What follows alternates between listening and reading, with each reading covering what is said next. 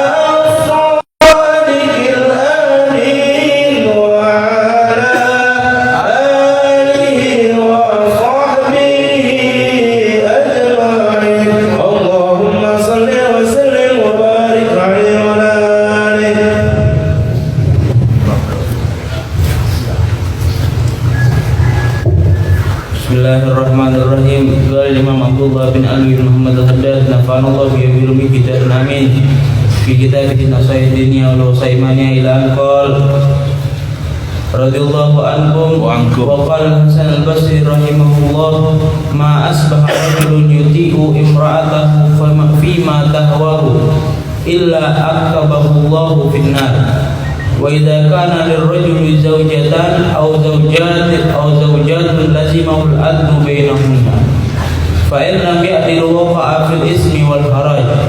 Qala Nabi sallallahu alaihi wasallam man kanat indahu imra'atani falam ya'dil bainahuma jaa'a yawmal qiyamah wa shiqquhu sakit.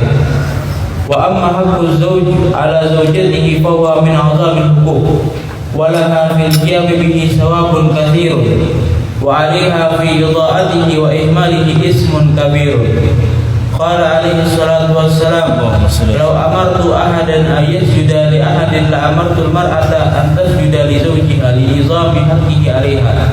Wa qala alaihi salatu wassalam ayyam imra'atin batat wa zawjuha anha radin dakhalatil jannah.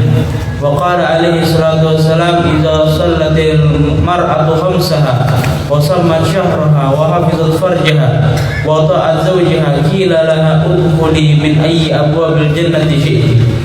Wa qala alaihi salatu wassalam la yanzuru Allahu tabaraka wa ta'ala ila imra'atin la tadhkuru zawjaha wa hiya la tastaghni anhu.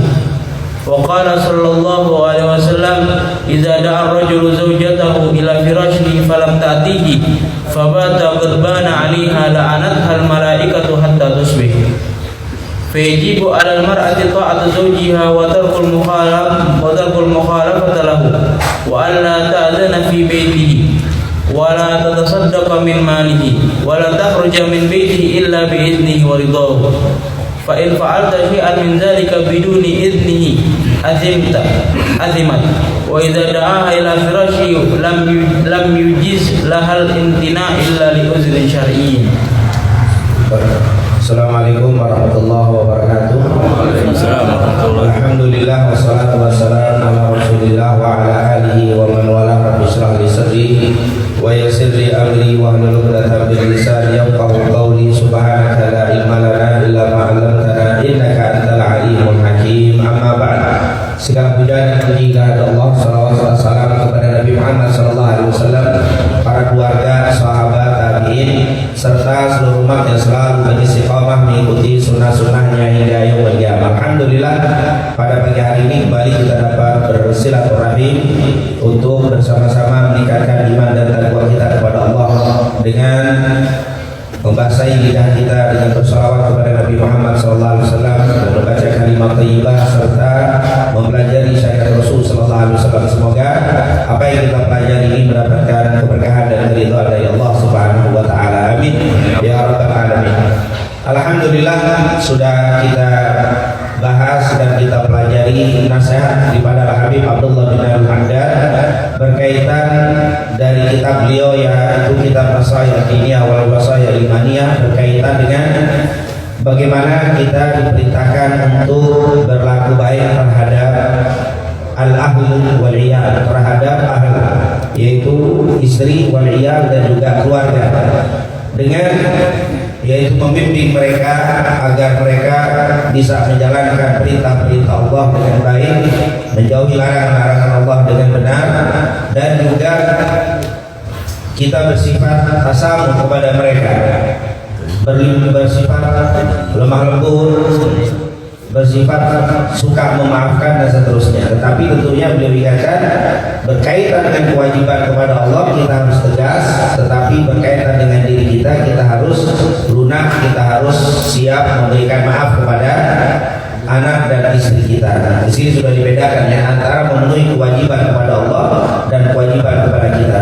Kalau kewajiban kepada kita, hendaklah kita berlapang hati, berlapang dada, suka memberikan maaf kepada mereka.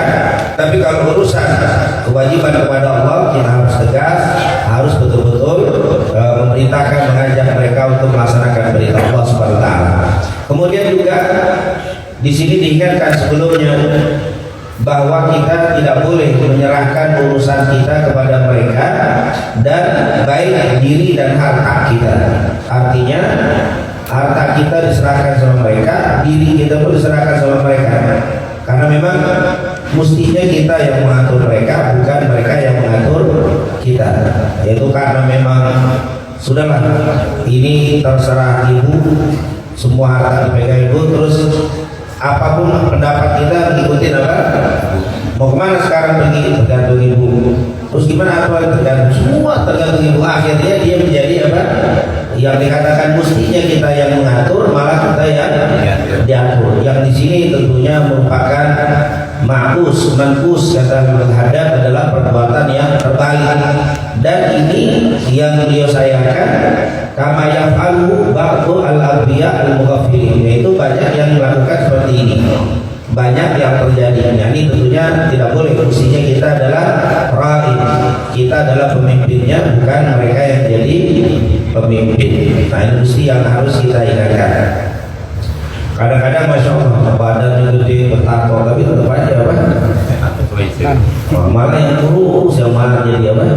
Jadi pemimpin walaupun kurus apa bagaimana di rumah, tetap dia adalah sebagai kepala rumah tangga. Jangan sampai salah meletakkan posisi. Ada juga yang model sekarang tidak jadi pemimpin tapi teman hidup. Salah juga jadi teman doang. Kalau teman nggak punya keputusan dua-duanya. Kalau ada masalah yang namanya teman saling apa? Tentunya tetap sebagai suami adalah apa? Kepala rumah tangga. Itu dan itu sudah menjadi bahasa kita, sudah menjadi bahasa lisan kan? Bahwa di satu rumah tangga kita akan tanya siapa kepala rumah tangga? Pasti yang nomor siapa? Mesti suami pasti. Berarti itulah yang benar. Memang sudah menjadi bahasa kita bahwa kepala rumah tangga itu adalah suami. Tentunya bukan berarti dia bersifat doktrin otoriter, tapi tetap dia mungkin minta pendapat dari istrinya, tapi keputusan tetap berada pada suami kepala rumah tangga. Itu yang diingatkan oleh hadar. Waqala Hasan al-Basri rahimahullah, Al-Imam Hasan al-Basri pernah berkata, ma asbaha rajulun, tidak ada di waktu pagi seorang laki-laki yuti'u imra'atahu, yang mentaati perempuan atau istrinya, fima tahwa, dengan apa yang dihawa nafsunya atau yang diinginkannya, illa akabahu finnar, akabah ini ada khalaha. Di sini katakan illa akabahu finnar, akabah ada khalaha. Jadi akabah ada khalaha anna.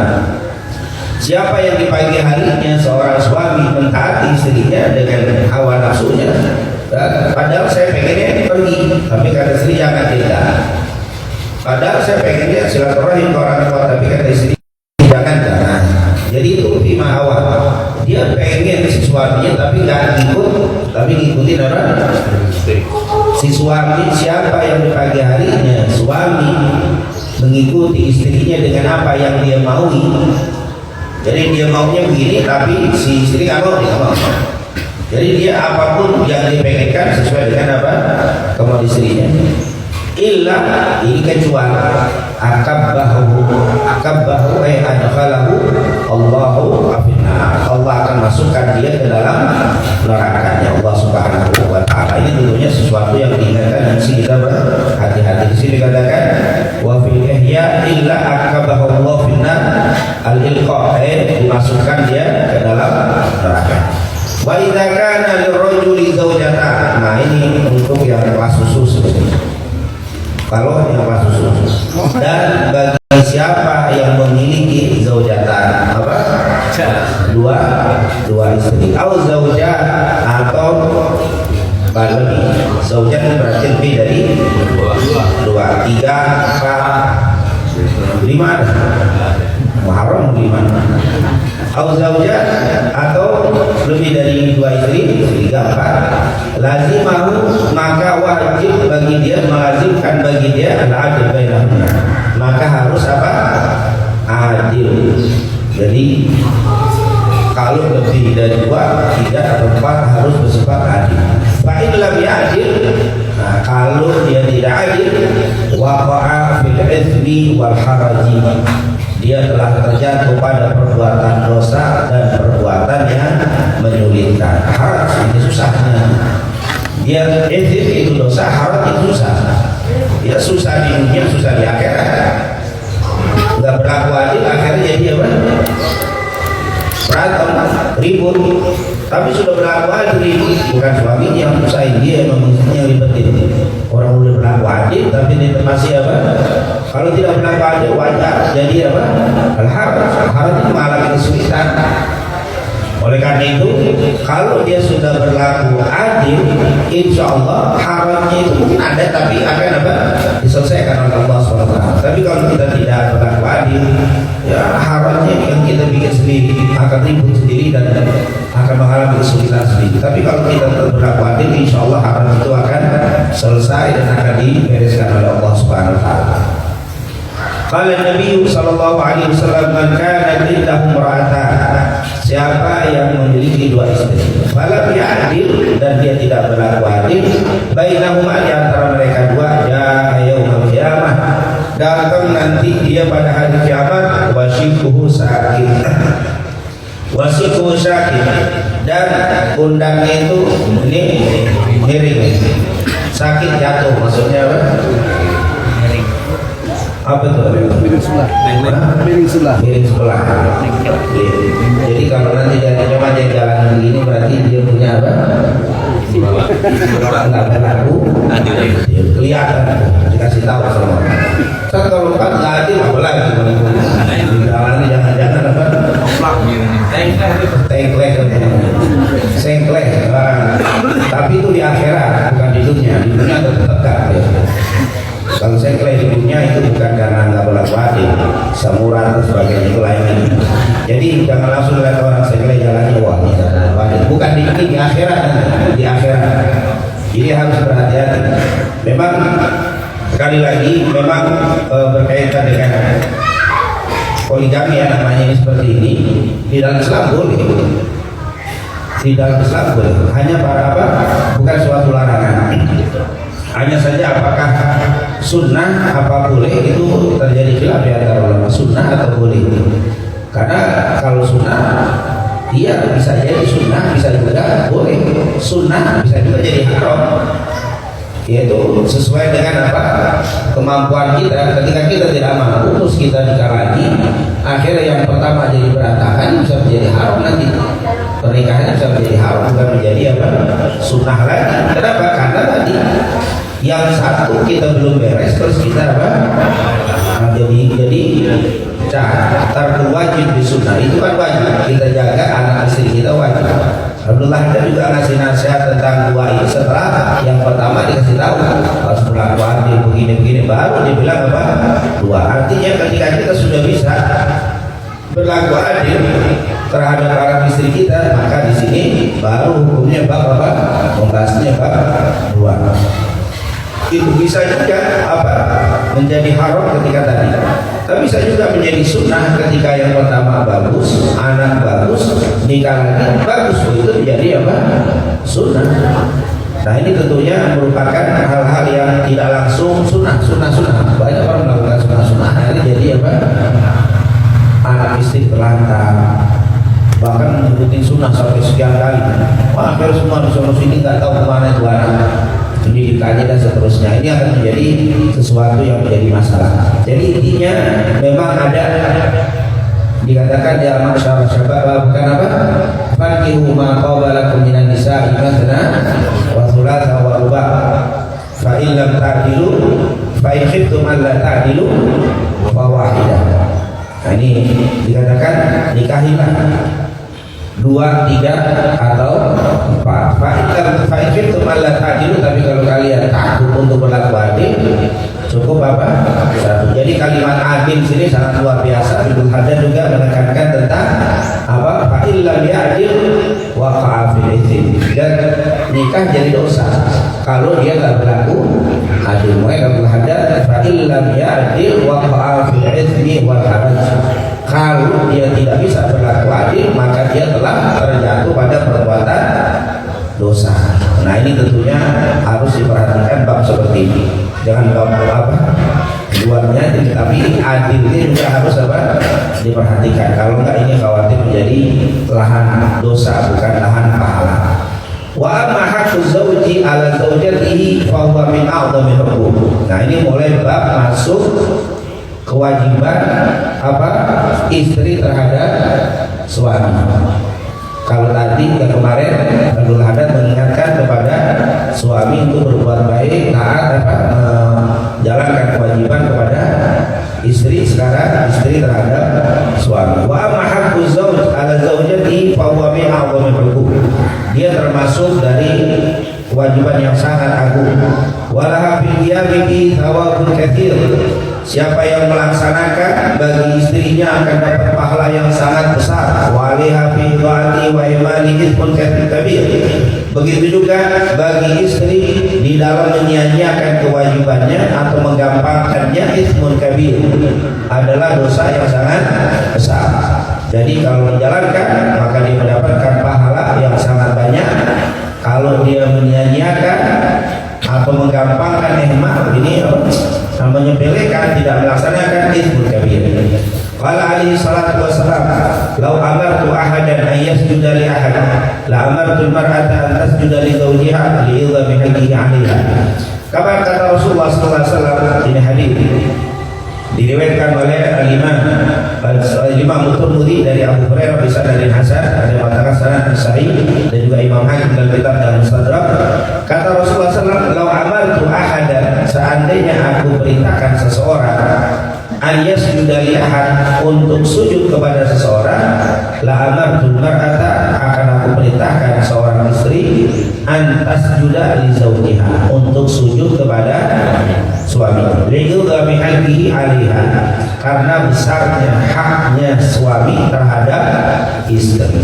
Seandainya aku boleh perintahkan seseorang sujud kepada orang lain, pasti akan aku perintahkan seorang istri sujud kepada suaminya. Kenapa? Karena besarnya kewajiban seorang istri terhadap suaminya. Subhanallah, ini luar biasa. Ada yang mengatakan ini diceritakan oleh Al-Imam Ibnu Katsir dalam kitabnya Al-Bidayah. Waktu itu Rasulullah SAW sedang duduk dengan para sahabat. Tiba-tiba datang seseorang Badui kepada Nabi Muhammad SAW. Dia minta tolong untuk dijinakan ontanya.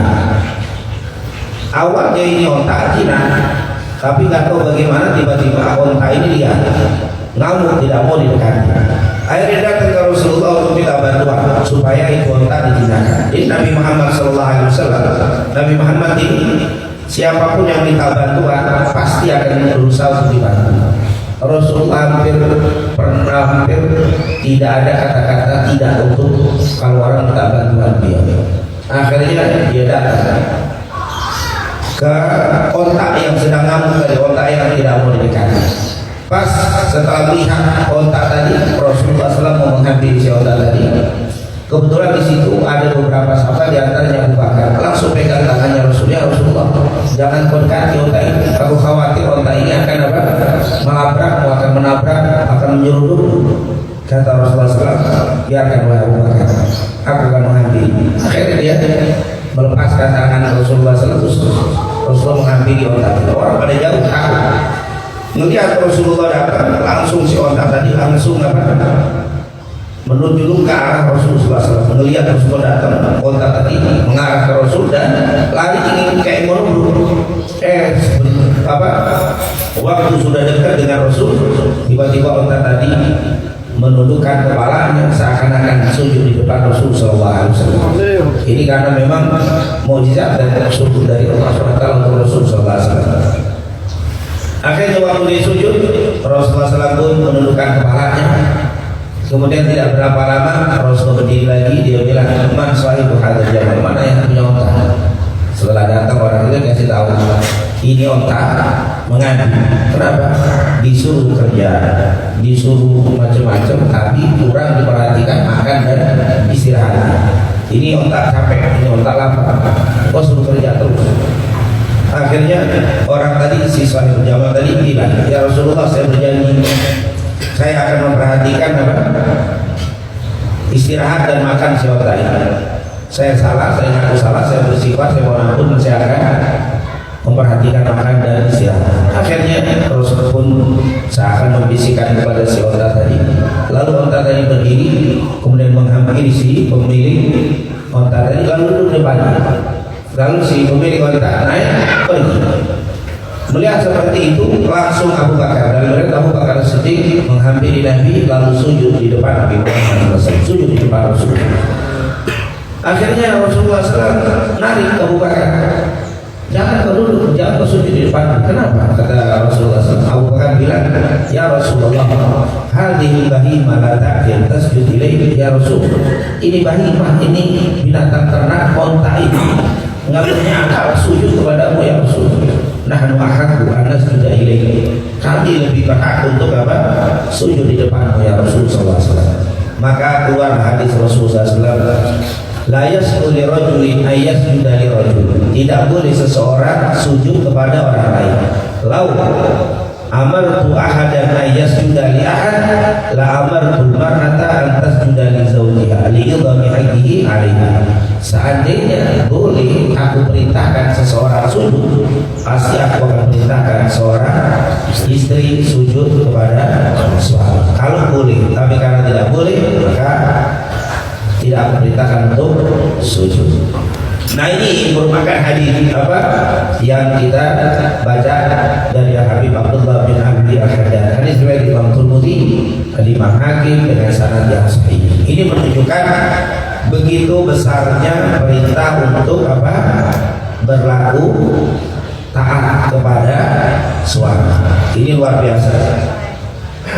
Tentunya nanti para ulama berbeda pendapat bagaimana kalau seseorang sujud kepada ibu. Nah, di sini banyak para ulama membolehkan. Bahkan kepada suami boleh apa tidak? Hadis ini menunjukkan tidak boleh katanya.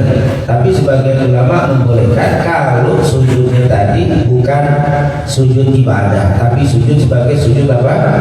Penghormatan. Bukan sujud ketaatan. Kalau ibadah yang seperti taat ini taat. Kalau sujud ini dianggap sujud itu sebagai apa? Taat. Karena ketaatan kalau dibilang oh saya berarti saya kalau sujud sama suami dapat ibadah dapat pahala. Kenapa? Taat. Oh ternyata kata Rasul taat itu bukan dengan cara apa? Sujud. Tapi kalau ada orang yang anak sujud sama ibu, suami istri tiba-tiba mungkin dalam apa kejadian tertentu dia sujud, itu bukan sujud taat tapi sujud penghormatan, sujud minta maaf, itu lain lagi. Ini yang dilarang adalah sujud apa? Sujud ketaatan. Ya, karena ketika seorang istri sujud di depan suami itu bukan sebuah ketaatan. Tapi ada yang kejadian seperti itu. Jangankan istri sujud sama suami, teman sujud sama teman bisa. Kenapa? Ketika dia minta maaf pada masalah besar, minta maaf sampai apa? Sujud itu bukan sebuah ketaatan, tapi itu adalah sebuah apa? Pengakuan sebagai kesalahan, atau kalau bahasa sujud dalam sholat itu penghinaan diri atau perendahan dirinya kepada seseorang yang paling rendah, itu di saat dia sujud. Makanya kalau dibilang saya minta maaf, saya nggak kasih maaf, apa perlu saya sujud? Nah itu menunjukkan sujud itu bukan sujud taat, tapi saya sudah merendahkan diri saya serendah-rendahnya di depan kamu. Kalau perlu saya harus apa? Sujud. Nah jadi kalimat sujud itu jangan diartikan sebagai sebuah penyembahan, ketaatan, bisa juga sebagai penghormatan, bisa juga sebagai merendahkan diri serendah-rendahnya untuk minta maaf. Jadi hukumnya tentunya sangat-sangat berbeda. Yang terakhir dikatakan di situ, wa qala alaihi salatu wassalam ayyu mamra'atin batat wa zawjuha anha radin dakhalatil jannah. Rasulullah SAW mengatakan ayyumam ra'atin, tidak ada seorang wanita yang tertidur atau yang tidur, wa zawjuha anha radin, sementara suaminya terhadapnya ridha, dakhalatil jannah, pasti dia akan masuk surga. Ini luar biasa. Ini merupakan apa? Kabar gembira dari Rasul Sallallahu Alaihi Wasallam untuk para istri. Begitu mudah sekali Anda masuk ke dalam surga. Nggak kayak suami susah masuk surga. Banyak syaratnya, banyak harus adil, harus ini. Kalau istri enggak, cuma apa? Taat doang masuk surga. Bahkan boleh ini satu kabar gembira dari Rasul Sallallahu Alaihi Wasallam. Wa qala alaihi salatu wasallam, idza salatil mar'atu khamsaha wa shamat syahraha wa hafizat farjaha wa ata'at zawjaha. Qila laha udkhuli min ayyi abwabil jannati syi'ti. Idza salatil mar'atu khamsaha. Apabila seorang wanita mendirikan sholat 5 waktunya, pas 5 waktu doang, nggak usah pakai qobliyah wala ba'diyah wala duha wala tahajud, cukup apa? 5 waktu. Idza salatil mar'atu khamsaha. Apabila ada seorang wanita mendirikan sholat 5 waktunya, nggak ada tambahan. Kalau laki nggak bisa. Kalau laki mau masuk surga harus apa? Bukan cuma 5 waktu doang, 5 waktu doang standar surga. Harus apa? Duhanya, qobliyahnya harus dijaga. Jangan hanya sholat 5 waktu saja. Ini kalau perempuan sangat mudah. Ini sangat-sangat apa? Gampang. Yang bikin sulit masuk surga itu sebenarnya bukan Allah, tapi siapa? Dirinya sendiri.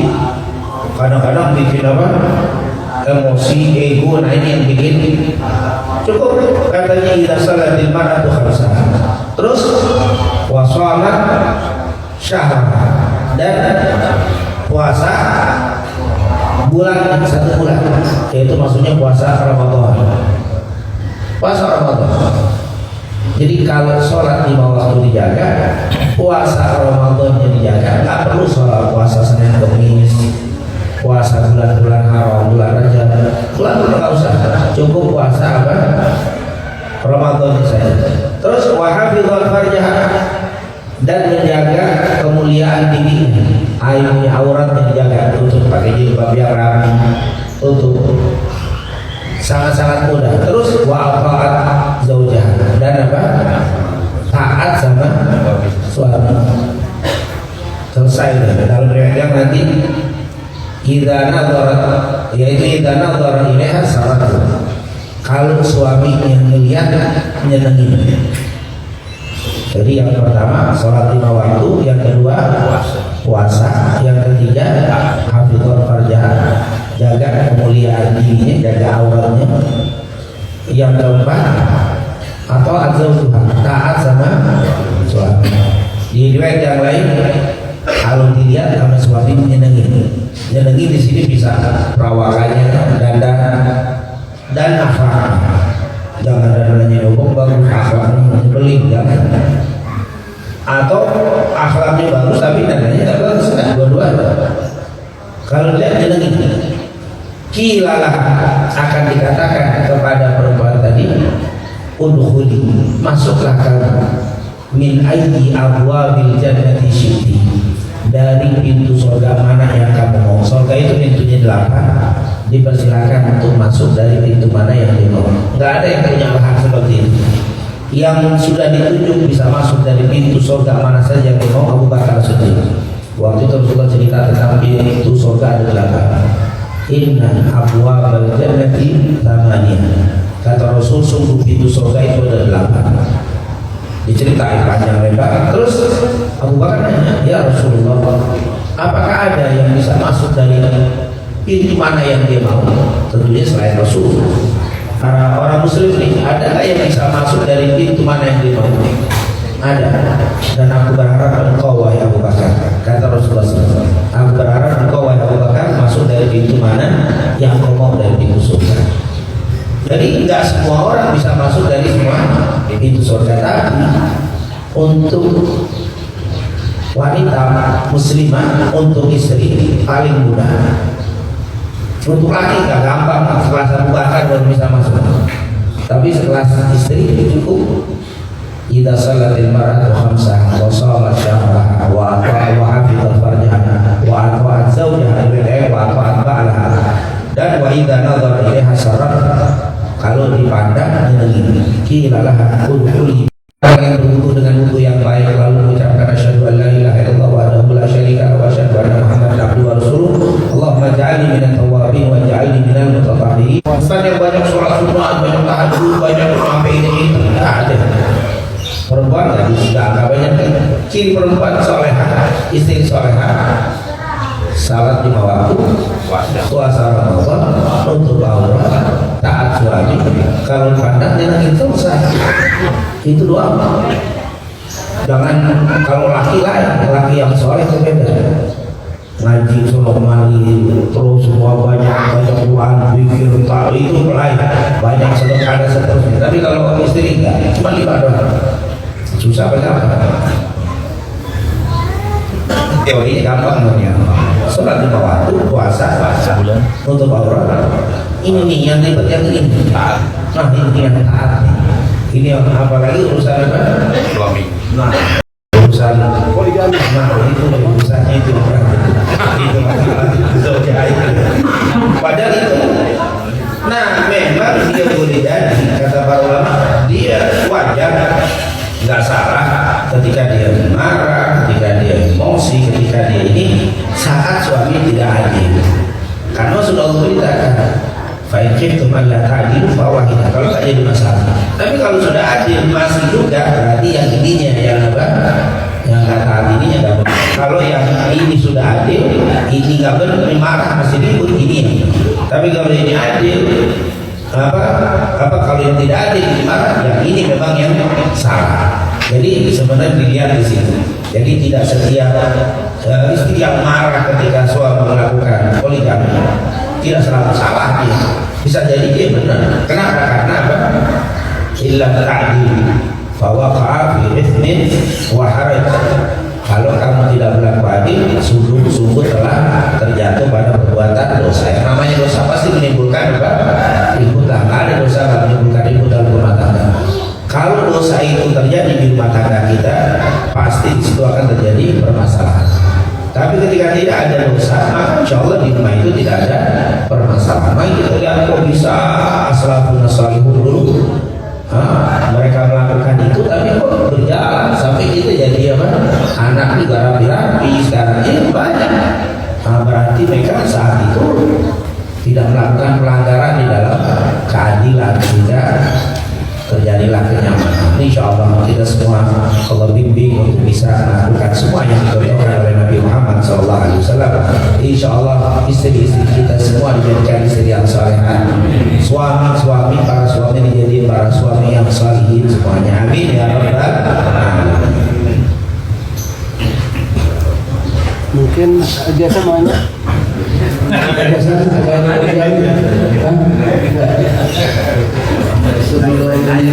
Mungkin ada lagi yang nanya khusus poligami aja nggak ada masalahnya. Ada luar saya mau nanya kembali. Nah, ini makanya sudah saya ini kan. Jadi soal Aku dicengin. Sebelum tutup kita minta Fatihah dari kita khususnya untuk almarhum Hambali bin Anjay yang belum lama ini beberapa hari yang lalu meninggal. Yang kedua kita minta Fatihah juga khusus juga untuk almarhum Pak Samsul baru nikah. Dia nikahnya dikasih ini. Apalagi mungkin ada terakhir ada mau bertanya. boleh tanya lain. Boleh tanya aja. Khusus poligami kalau bisa. Assalamualaikum warahmatullahi wabarakatuh. Habib, saya ingin bertanya tentang waktu maghrib yang sampai dengan saat ini masih ada ganjalan